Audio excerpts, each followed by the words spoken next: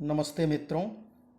आज मैं पुनः उपस्थित हूँ कारक प्रकरण के कर्म प्रवचनीय सूत्रों को लेकर के। कुछ सूत्र हैं जो कर्म प्रवचनीय संज्ञा कर देते हैं उपसर्गों की, और फिर उनमें द्वितीया विभक्ति का विधान होता है।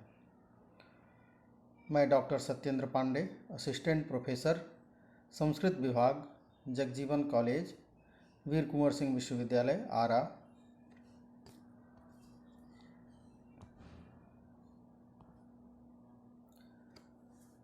ये कर्म प्रवचनीयाः। तो कर्म प्रवचनीयाः एक सूत्र है, अधिकार सूत्र।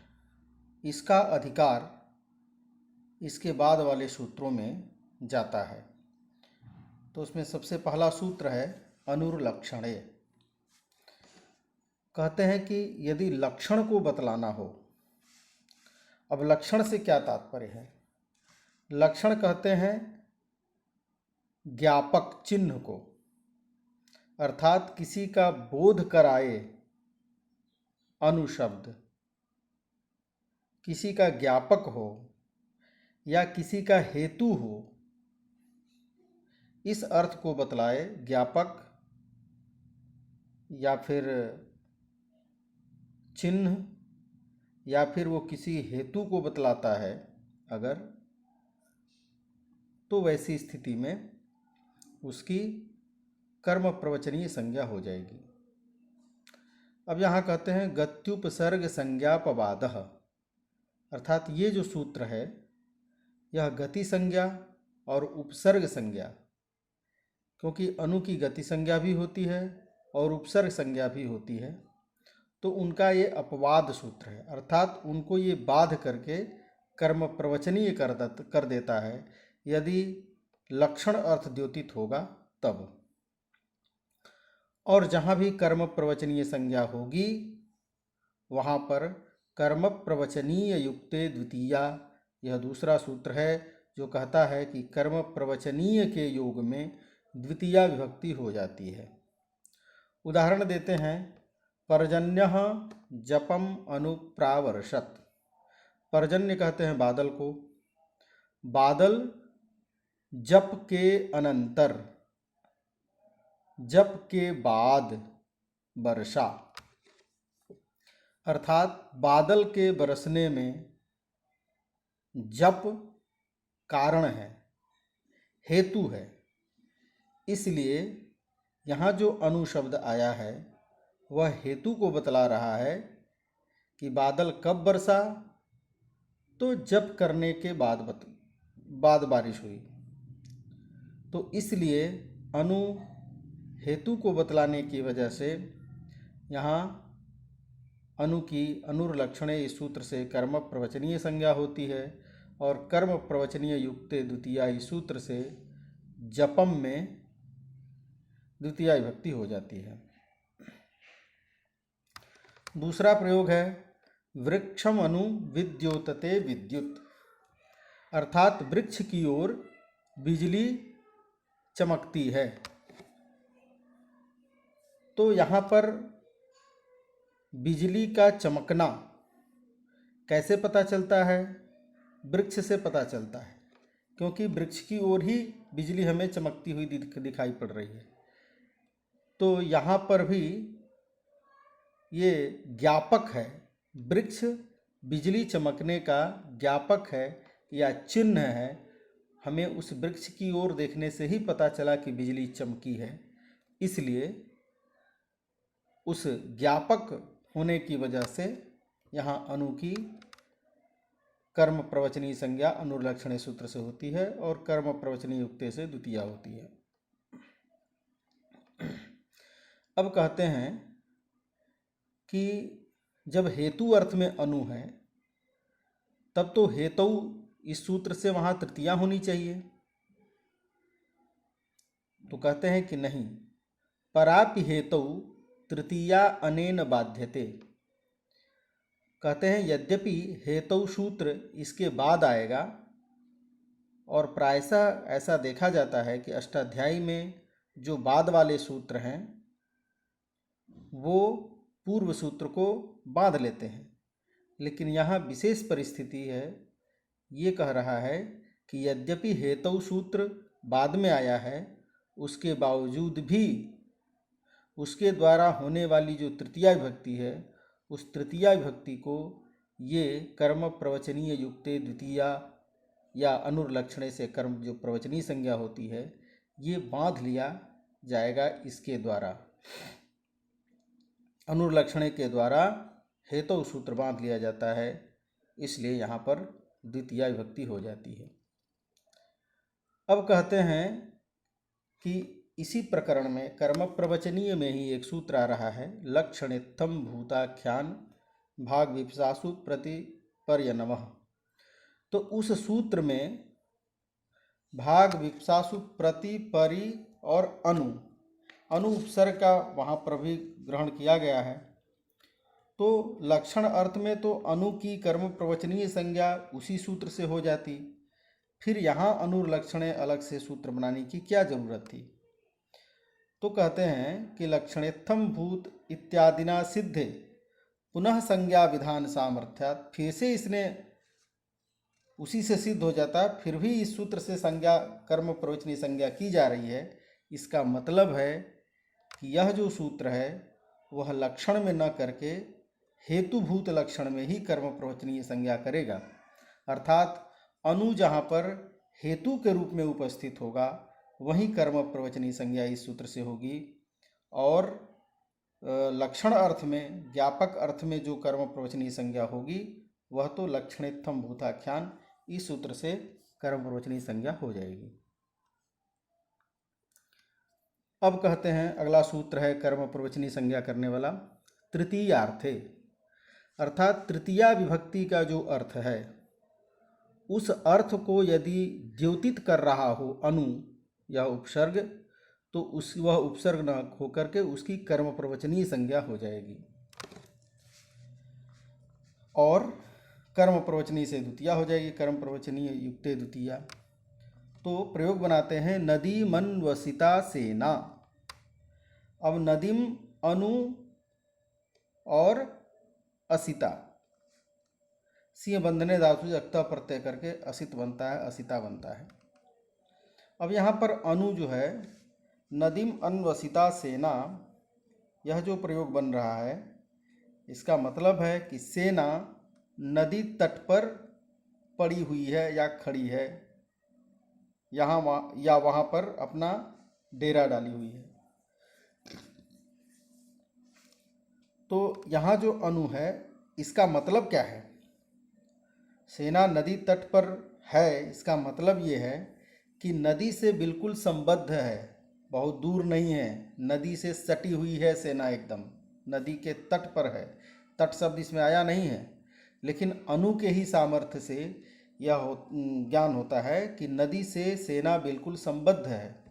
तो यहाँ सह जो तृतीया का अर्थ है उस अर्थ को बतलाने के लिए अनु शब्द आया है, इसलिए उसकी कर्म प्रवचनीय संज्ञा हो जाती है, और उस कर्म प्रवचनीय के योग में नदी में द्वितीया विभक्ति हो जाती है।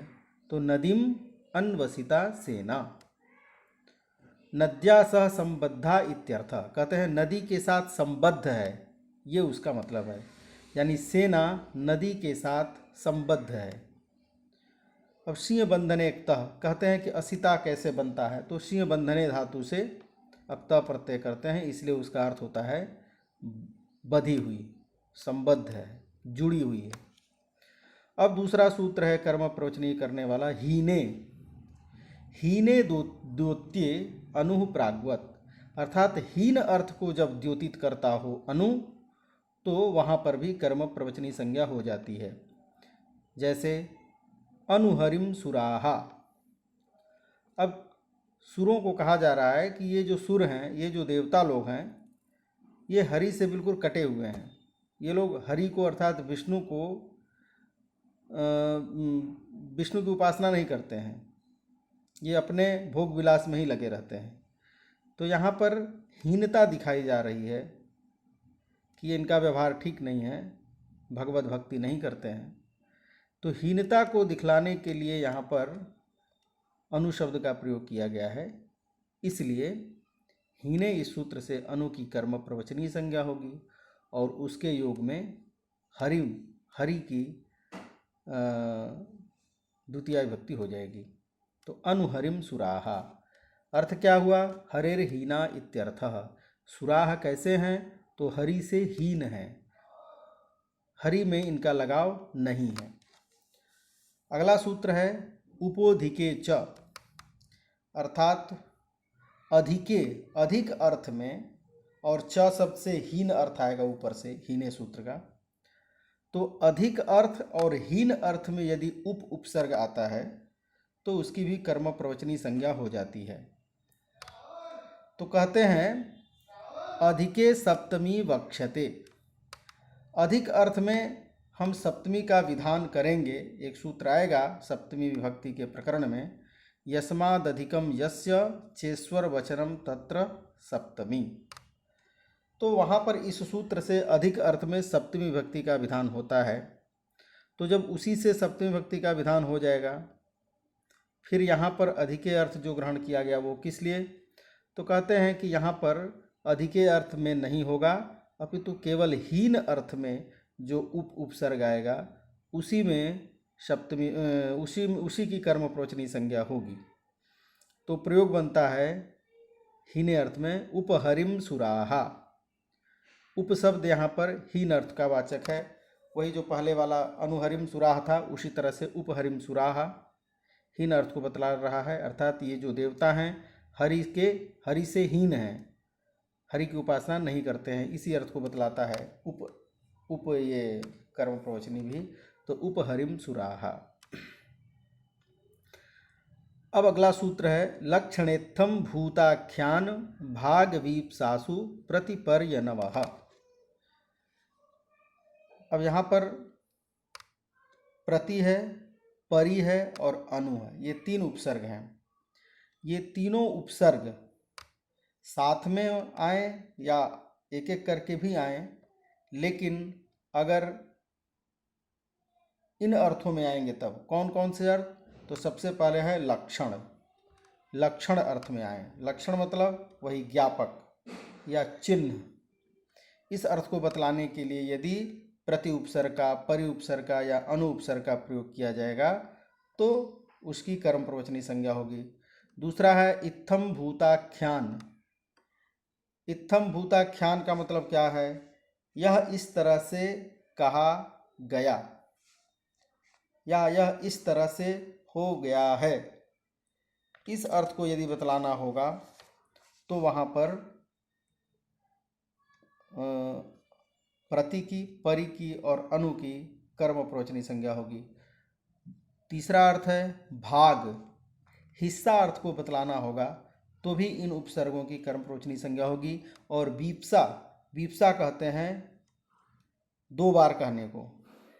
अगर दो बार किसी शब्द का हम दो बार प्रयोग करेंगे और उस अर्थ को बतलाना होगा तो भी वहाँ पर इन उपसर्गों की कर्म प्रवचनी संज्ञा हो जाती है। एक एक उदाहरण के माध्यम से हम इसको समझेंगे।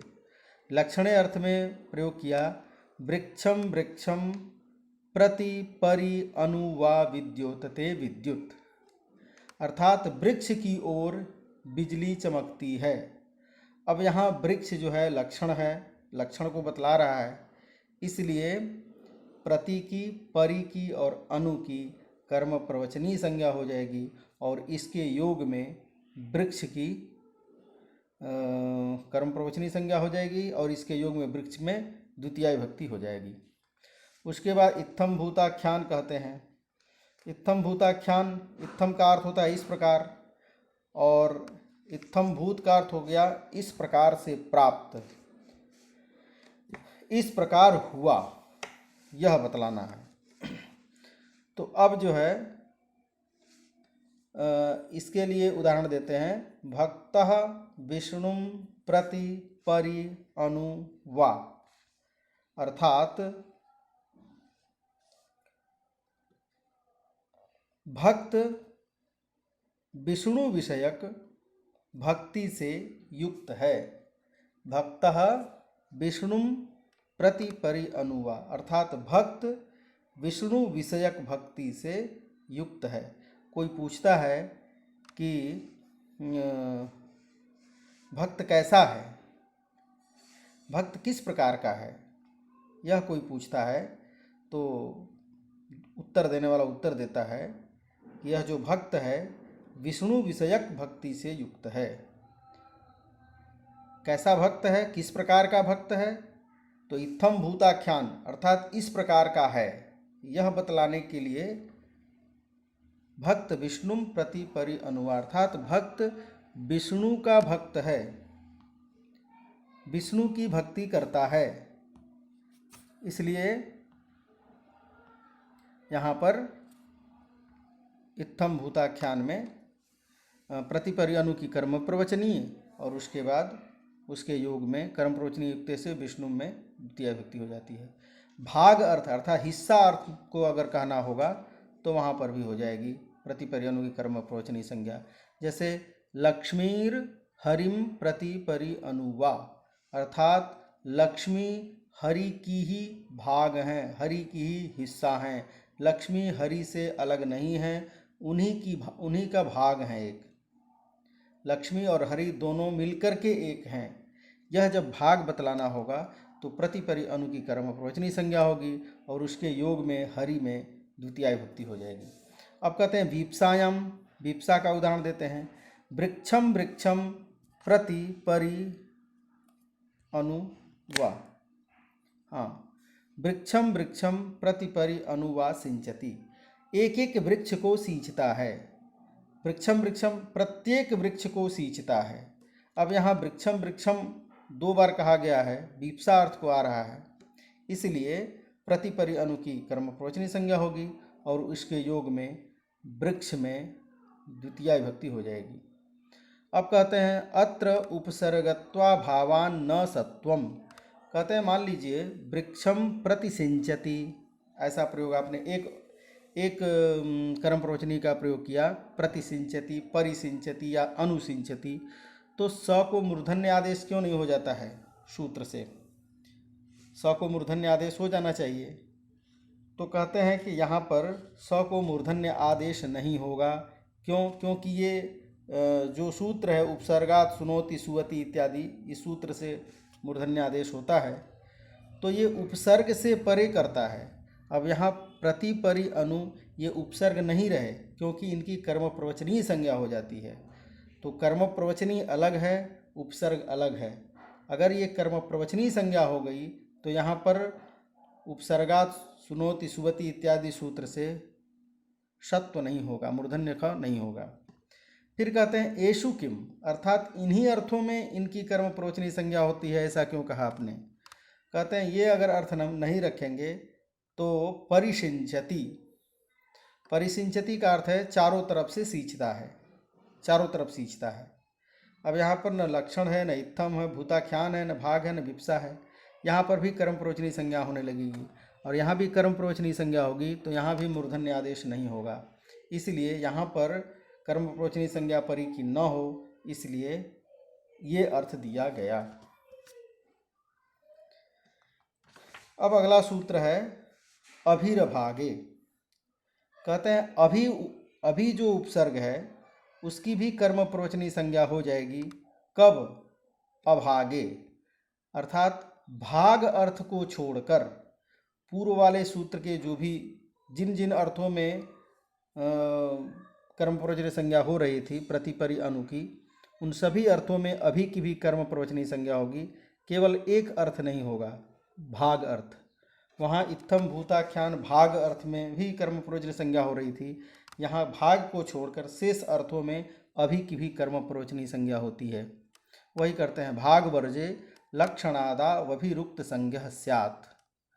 अब लक्षणे का उदाहरण देते हैं। लक्षण अर्थ में अभी की जब कर्म प्रवचनीय संज्ञा होगी तो क्या बनेगा? तो कहते हैं हरिम अभिवर्तते। अब एक उदाहरण रख लेते हैं, जयः कर्ता रख लेते हैं, जयः हरिम अभिवर्तते। तो हरिम अभिवर्तते का मतलब है कि हरि की अनुकूलता में ही लगा रहता है। यह जो जय है, जय नाम का कोई व्यक्ति है जो हरि की अनुकूलता में रहता है, अर्थात हरि को ही प्रसन्न करने में, भक्ति भाव करने में ये लगा रहता है। अब यहाँ पर लक्षण है, लक्षण है, क्या लक्षण है? यहाँ हरि की उपस्थिति ही जय है, जय प्रार्थना कर रहा है, इसका मतलब है कि हरि की उपस्थिति से जय का लक्षण ज्ञापित होता है। ये जय है, इसका मतलब है कि हरि भी हैं। तो ये लक्षण का ज्ञान यहाँ पर होता है, इसलिए यहाँ हरि की अभी की कर्म प्रवचनी संज्ञा और उसके योग में हरि में द्वितीय विभक्ति हो जाती है। और इत्थम भूताख्यान में कैसे होगा? तो कहते हैं कि भक्तो हरिम अभि। अब कोई पूछ रहा है कि भक्त कैसा है, तो कहते हैं कि हरिम अभि, भक्त हरिम अभि, अर्थात भक्त हरि विषयक भक्ति से युक्त है। अब यहाँ पर भक्त किस प्रकार का है? तो इस प्रकार का है, इत्थम भूताख्यान कहा जा रहा है, इसलिए यहाँ पर अभि की कर्म प्रवचनी संज्ञा और द्वितीय विभक्ति। विप्सा अर्थ में कहेंगे देवम देवम अभिसिंचति, अर्थात वह प्रत्येक देवता को स्नान कराता है, अभिसिंचति। तो देवम देवम विप्सा का प्रयोग कर दिया गया, इसलिए अभि की कर्म प्रवचनी संज्ञा और उसके बाद देवम में द्वितीय विभक्ति। कहते हैं अभागे किम, आपने भाग अर्थ को क्यों छोड़ा? जब सारे अर्थों में कर ही रहे हैं तो भाग को भी ले लेना चाहिए। कह रहे हैं कि नहीं, भाग अर्थ नहीं, अगर वो ले लेंगे तो दिक्कत आ जाएगी। क्या हो जाएगा? कहते हैं यदत्र मम अभि स्यात् तद्दीयताम। अब यहाँ जो अभि है वह भाग अर्थ को कह रहा है, जो मेरा भाग है वो मुझे दे दीजिए। यद अत्र ममाभिस्य, मम अभि स्यात्, मेरा जो भाग है, अभि का अर्थ है भाग, वो मुझे दे दीजिए। अब यहाँ अभि जो है भाग अर्थ में ही है, इसलिए इसकी कर्म प्रवचनी संज्ञा नहीं होगी।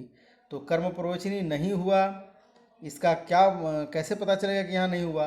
क्योंकि स्यात् में स को मूर्धन्य श आदेश हो जाता है उपसर्गात् सुनोति इत्यादि धातु से, इत्यादि सूत्र से। क्योंकि अभी उपसर्ग ही रहा, इसकी कर्म प्रवचनी संज्ञा नहीं हुई, इसलिए उपसर्ग मान करके स्यात् का जो स है इसमें मूर्धन्य आदेश हो जाता है। अगला सूत्र है अधिपरि अनर्थकौ। अधि और परि उपसर्ग यदि अनर्थक हों, कोई विशेष अर्थ को न दे रहे हों, तो उनकी भी कर्म प्रवचनी संज्ञा हो जाएगी। प्रयोग बनाते हैं कुतोऽध्यागच्छति, कुतः अध्यागच्छति, कहाँ से आ रहे हो, ये अगर प्रयोग करना है तो कुतः आगच्छति, ये भी प्रयोग, इससे भी अर्थ की प्रतीति हो जाती, जो अर्थ जो आप कहना चाह रहे हैं। उसके बावजूद भी अधि उपसर्ग आपने लगाया, तो इसलिए अधि अनर्थक हो गया और उसकी कर्म प्रवचनी संज्ञा हो जाएगी। और कर्म प्रवचनीय के योग में क्या होगा? कुतः अध्यागच्छति। तो इस तरह से यहाँ पर भी कुतः अध्यागच्छति अनर्थक होने से ये रूप बनता है। अब कहते हैं कुतः पर्यागच्छति, यहाँ पर भी परि के परि की ये कर्म प्रवचनी संज्ञा होगी और कर्म प्रवचनी के योग में, ठीक है।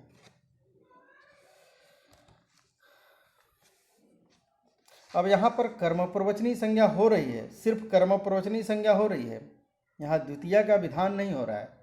क्योंकि यदि द्वितीया का विधान होता तो कुतः अध्यागच्छति, यहाँ कहाँ से आ रहे हो, तो कुतः में कुछ होना चाहिए था, या तो द्वितीय विभक्ति होती, या कुतः सह आगच्छति, कहाँ से वह आ रहा है, तो या तो फिर सह इत्यादि जो करता होता उसमें द्वितीय विभक्ति होती। तो कहते हैं नहीं, यहाँ पर द्वितीय विभक्ति नहीं होगी, केवल कर्म प्रवचनी संज्ञा होगी। तो कर्म प्रवचनी संज्ञा करने का फल क्या होगा? तो कहते हैं कर्म प्रवचनी संज्ञा करने का फल ये होगा कि गतिर गतौ, एक सूत्र है स्वर वैदिकी प्रक्रिया का, वह कहता है कि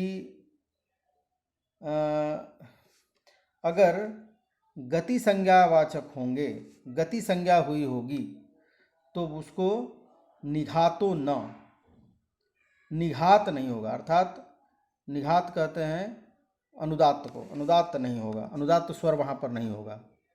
अर्थात कहने का मतलब ये है कि जब ये कर्म प्रवचनी संज्ञा हो गई इनकी, परी की या अधि की, तो अब गति संज्ञा नहीं होगी, क्योंकि गति संज्ञा को बाध करके ही कर्म प्रवचनी संज्ञा होती है। तो अब गति ये नहीं रहे, इसलिए गतिर्गतौ इस सूत्र से निघात नहीं होगा, अनुदात्त स्वर नहीं होगा, अपितु ये उपसर्ग, ये कर्म प्रवचनीय ही रहेंगे। तो इस तरह से अधिपरि अनर्थकौ केवल कर्म प्रवचनी संज्ञा करता है और उसके योग में द्वितीया विभक्ति नहीं होती है, अपितु स्वर को रोकने के लिए निघात न हो जाए, अनुदात्त न हो जाए, इसलिए यहाँ पर कर्म प्रवचनी संज्ञा की जाती है। अगला सूत्र है सुह पूजायाम। सु उपसर्ग यदि पूजा अर्थ में होगा तो वहाँ पर भी उसकी कर्म प्रवचनी संज्ञा हो जाएगी। प्रयोग बनाते हैं सुसिक्तम। अब यहाँ पर सु की कर्म प्रवचनी, सुसिक्तम का अर्थ है अच्छी तरह से सींचा, सुसिक्तम भवता, अर्थात आपने अच्छी तरीके से सींच दिया, सिंचाई कर दिया। तो यहाँ पर जो है पूजा अर्थ में, पूजा अर्थ में अच्छी तरीके से आपने सींच दिया, एक तरह से उसकी पूजा कर प्रशंसा की जा रही है, आपने अच्छी तरह से सींच दिया, इसलिए सुसिक्तम यहाँ पर सु की कर्म प्रवचनी संज्ञा। और कर्म प्रवचनी का फल ये होता है कि यहाँ पर मूर्धन्य स नहीं होता है, सिक्तम का जो स है उसमें मूर्धन्य स नहीं होता है, क्योंकि अब ये सु की जब कर्म प्रवचनी संज्ञा हो गई तो उपसर्ग रहा नहीं, ये तो हो गया कर्म प्रवचनीय, इसलिए उपसर्ग मान करके जो सत्व का विधान होता वो नहीं हुआ, इसीलिए कहते हैं अनुपसर्गत्वात् न शः। ये अनुपसर्ग होने की वजह से सु उपसर्ग नहीं रहा, इसलिए मूर्धन्य स नहीं होगा। फिर कहते हैं सुस्तुतम, अच्छी तरह से स्तुति कर लिया आपने, आपने अच्छी स्तुति की, ये प्रशंसा कर रहे हैं, पूजा का अर्थ प्रशंसा ही है। तो यहाँ पर भी कर्म प्रवचनी होने से स्तुतम का जो स है उसमें मूर्धन्य आदेश नहीं होता है, ये कर्म प्रवचनी संज्ञा करने का फल होता है।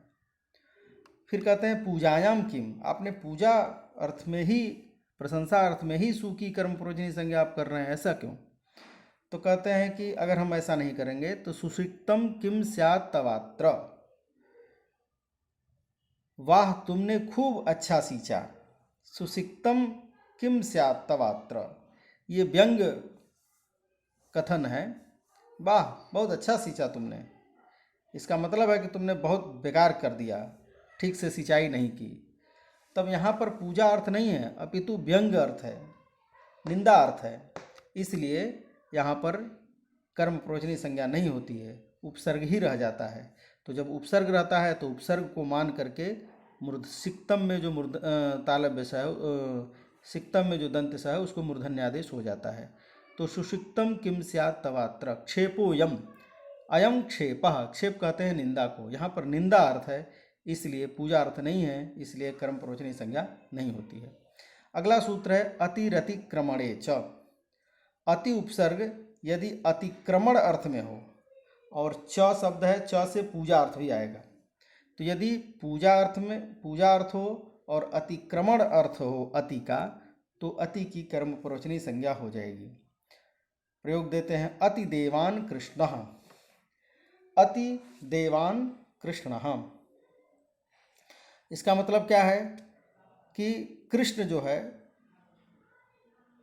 सृष्टि के संरक्षण में, सृष्टि की रक्षा करने में कृष्ण देवताओं से बढ़कर हैं, ये अतिक्रमण है।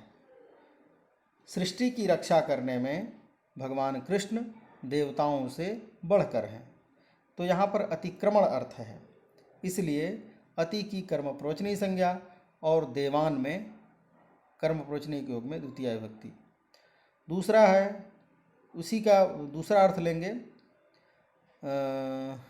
पूजा अर्थ, तो अति देवान कृष्ण, अर्थात कृष्ण देवताओं के पूज्य हैं। देवानाम पूज्य कृष्ण, देवताओं के पूज्य है कृष्ण। तो यहाँ अति शब्द पूजा अर्थ में है, इसलिए इसकी भी कर्म प्रवचनीय संज्ञा हो जाएगी और कर्म प्रवचनीय योग में देवान में द्वितीया विभक्ति हो जाती है। अब अगला सूत्र है अपि ही पदार्थ संभावना अनन्वो सर्ग गर्हा समुच्चयेषु। अपि उपसर्ग की कर्म प्रवचनीय संज्ञा होती है कब? ये अर्थ यदि द्योत्य हो तब। कौन कौन? तो पहला है पदार्थ, दूसरा है संभावना, तीसरा है अन्वव सर्ग, चौथा है गर्हा और पांचवा है समुच्चय। तो इन 5 अर्थों में यदि अपि शब्द का प्रयोग करते हैं तो उसकी कर्म प्रवचनीय संज्ञा हो जाएगी। एषु दोत्येषु अपि रुक्त संज्ञा स्यात्। पहला प्रयोग देते हैं सर्पिषोपि स्यात्। अब यहाँ पर जो है अपि शब्द जो है पदार्थ को बतलाता है। अब पदार्थ क्या है?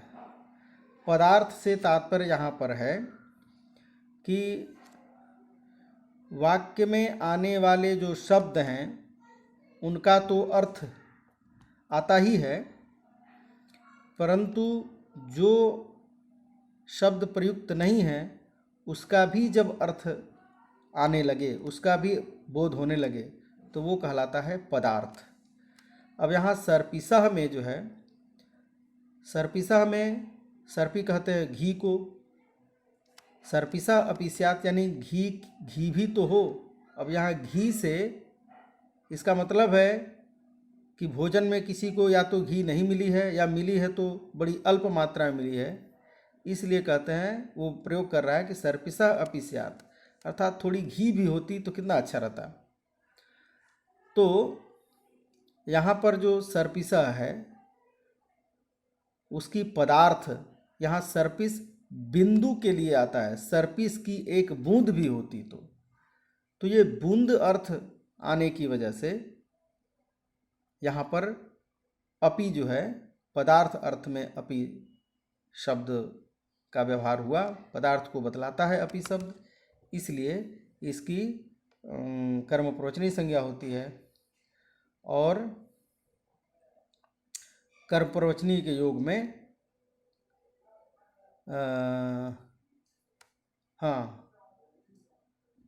कर्म प्रवचनीय संज्ञा हो जाती है। और कर्म प्रवचनीय होने की वजह से यहाँ स्यात् में जो स है उसको मूर्धन्य आदेश नहीं होता है, अपितु स का स ही रह जाता है।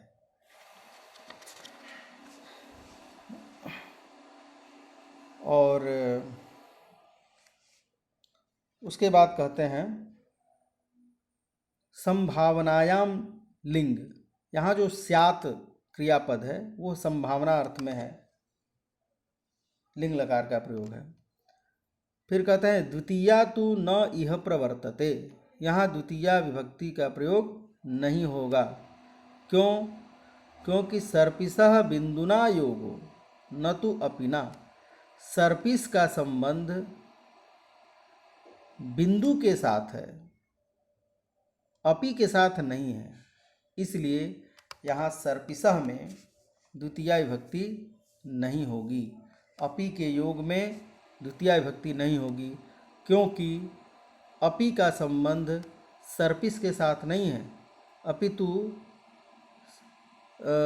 उसका संबंध बिंदु के साथ है, इसलिए और बिंदु का प्रयोग किया नहीं गया है, इसलिए सर्पिसा में ये द्वितीया विभक्ति नहीं होगी।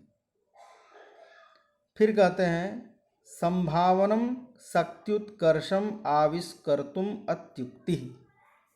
दूसरा अर्थ है संभावना। संभावना अर्थ में भी अपि शब्द आएगा तो उसकी कर्म प्रवचनीय संज्ञा हो जाएगी। तो समझाते हैं कि संभावना क्या है। तो कहते हैं संभावनम शक्त्युत्कर्षम अत्युक्ति। अर्थात जो संभावना है वह क्या है, तो शक्ति के उत्कर्ष प्रकाश के निमित्त जो अत्युक्ति हो, अत्युक्ति कहते हैं बढ़ के बोलना, किसी शक्ति के संदर्भ में बढ़ के बोलना, वो है संभावना। जैसे अपि स्तूयाद विष्णुम, क्या विष्णु की भी स्तुति की जा सकती है? विष्णु इतने व्यापक हैं और अवांग मनस गोचर हैं, जो वाणी से और मन से भी जिनका पता नहीं चलता है, ऐसे विष्णु की भी स्तुति की जा सकती है क्या? तो ये एक अर्थात नहीं की जाती है, नहीं की जा सकती है। अब यहाँ पर अपि शब्द संभावना का द्योतक है, अर्थात संभव नहीं है। तो इसलिए यहाँ पर संभावना को व्यक्त कर रहा है, क्या विष्णु की भी स्तुति की जा सकती है, एक संभावना की तलाश की जा रही है। तो इसलिए अपि की कर्म प्रयोजनी संज्ञा और उसके योग में विष्णु में द्वितीय विभक्ति का प्रयोग होता है। फिर कहते हैं तीसरा अर्थ है अन्ववसर्गः। अन्ववसर्ग कहते हैं कामचारानुज्ञा, अर्थात जो इच्छा वैसा कार्य करना, कामचारानुज्ञा, अपनी इच्छा के अनुसार काम करना, उसका प्रयोग बताते हैं अपि स्तुहि। अब यहाँ अपि शब्द जो है अन्ववसर्ग अर्थात कामचारानुज्ञा अर्थ में है। चाहो तो स्तुति करो, चाहे तो मत करो, इस अर्थ में अपि शब्द आया है, इसलिए उसकी कर्म प्रवचनी संज्ञा हो जाएगी। और फिर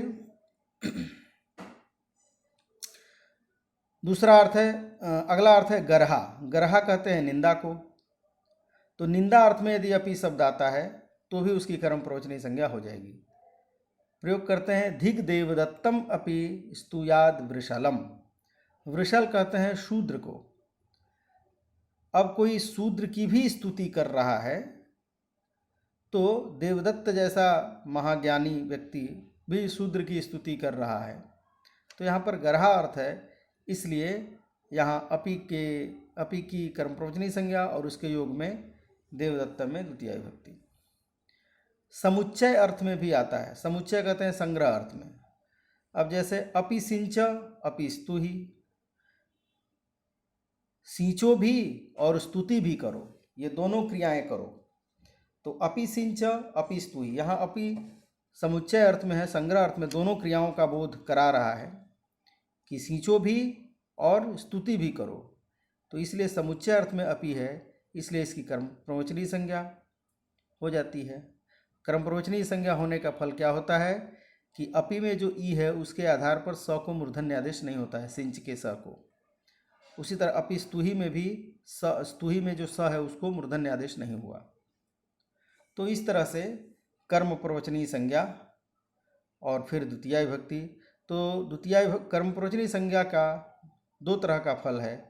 एक तो कर्म प्रवचनी के योग में द्वितीय विभक्ति का विधान होता है, और दूसरा कर्म प्रवचनी संज्ञा कर देने से इन शब्दों की उपसर्गत्व खत्म हो जाता है और उपसर्ग मान करके जो कार्य होने हैं वह नहीं हो पाते हैं। ये दो फल है उसका। अब अगला सूत्र द्वितीय विभक्ति का है कालाध्वनोरत्यंत संयोगे। कहते हैं कालवाची और अध्वावाची, मार्गवाची। कालवाची और मार्गवाची जो शब्द हैं इनमें द्वितीय विभक्ति होगी अत्यंत संयोग होने पर, अर्थात जब इनमें कोई काल में या समय में किसी प्रकार का कोई व्यवधान उत्पन्न न हो तो। समय और अध्वा अर्थात दूरी के अत्यंत संयोग में द्वितीय विभक्ति होती है। अत्यंत संयोग का अर्थ होता है कि बीच में किसी भी प्रकार की कोई बाधा उत्पन्न न हो, अर्थात जब कोई क्रिया कुछ समय तक निरंतर होती रहे या कुछ दूरी तक निरंतर चलती रहे, तब उसमें आने वाला जो कालवाचक शब्द होगा और मार्गवाचक शब्द होगा उसमें द्वितीय विभक्ति होगी। प्रयोग देखिए मासम कल्याणी।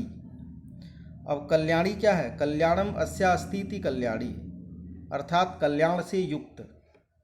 मासम कल्याणी, महीने भर कल्याण रहा, शुभ रहा।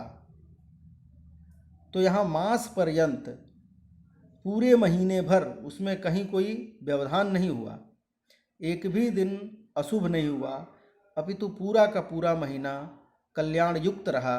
इसलिए कालवाची जो मास शब्द है उसका अत्यंत संयोग होने से उसमें द्वितीया विभक्ति हो जाती है, तो मासम कल्याणी। उसी तरह से कालवाची का एक और उदाहरण देते हैं, मासम अधीते, महीने भर पढ़ता है। अब महीने भर पढ़ता है तो महीने में एक भी दिन व्यवधान नहीं करता है, तो इसलिए अत्यंत संयोग है।